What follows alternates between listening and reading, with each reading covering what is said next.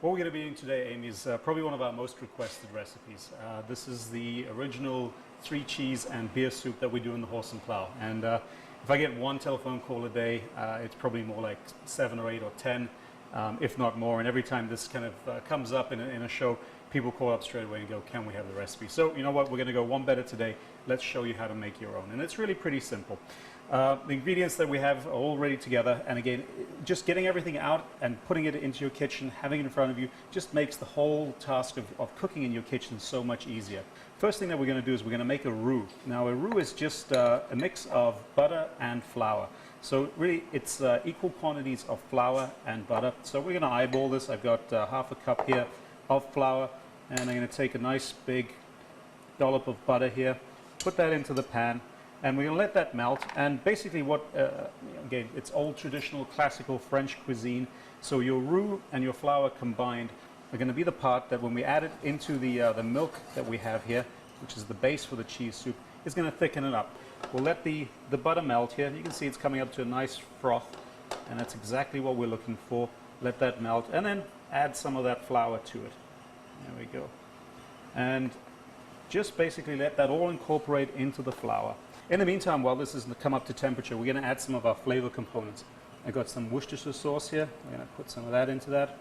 I've also got a chicken base. Now, we make this soup one of 2 ways. It can be either a vegetarian dish, or we can make it with chicken stock. I know it's very hard for people at home to make their own chicken stock, so you know what, you can use a chicken base as well. So I'm going to put that in there, and really what all that's going to do for us is create a little bit more flavor and complexity into this dish. A little bit of Tabasco, so again, depending on how hot you like something, add more or add less. We'll add a medium amount to it. A little bit of heat is good. And then just slowly stir that all in together. Make sure that the chicken base, if you're using chicken base, has been incorporated into the milk mixture. At this point now, I'm going to take some beer, and again, use good Wisconsin beer, a dark beer, your traditional bottle opener, which in this case is just a tong. Many different applications in a kitchen. We're going to add the beer to it. Gently pour that in, and you'll see that the milk mixture starts to take on a little bit more of the color of the beer, and froths up very nicely as well.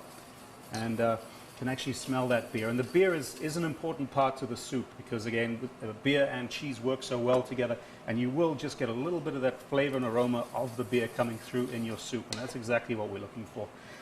Some flavor components that we're going to add as well. We've got some garlic powder, and we've got some onion powder. Now, you don't have to use the powders at home if you want to. You can use this with fresh garlic and with fresh onion. But what you would need to do if you wanted a nice silky smooth soup is just put it through a china cap, or what we call in the kitchen a chinois. I've got some heavy cream here. I'm going to add a little bit of the heavy cream to the mix as well. It's just going to make it a little more rich. There we go. Make sure, again, all the little lumps are out. If you do land up with lumps or little particles in here at any time, you can, again, put it through the chinois, which is just a sieve, and it'll take out all the little particles if you have lumps in. You can see here the roux is becoming very sandy. It's become a little bit darker in color. It's still what I would call a blonde roux at this time, and that's basically what we're looking for. So I'm going to add some of the roux into the mix. Again, there's 2 ways of doing this. You could now either add your liquid into the roux or add the roux into the liquid.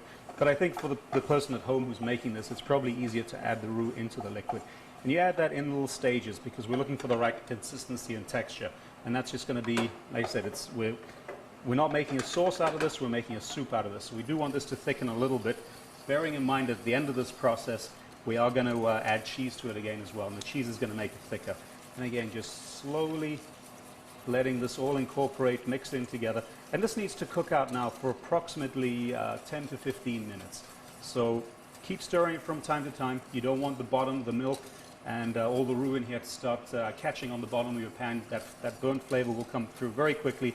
So turn it on to a gentle simmer, keep stirring it, and let this cook out for about 10 minutes or so, coming back every few minutes to check it, just to make sure that the consistency is where you want it to be. You can see the color has changed a little bit too as it takes on some of that flour. It's just gently coming up to a boil. We don't want it to boil, so it's just a very, very gentle simmer. It looks rich, it looks delicious, and we've got 3 cheeses that we're going to add into the soup mix here.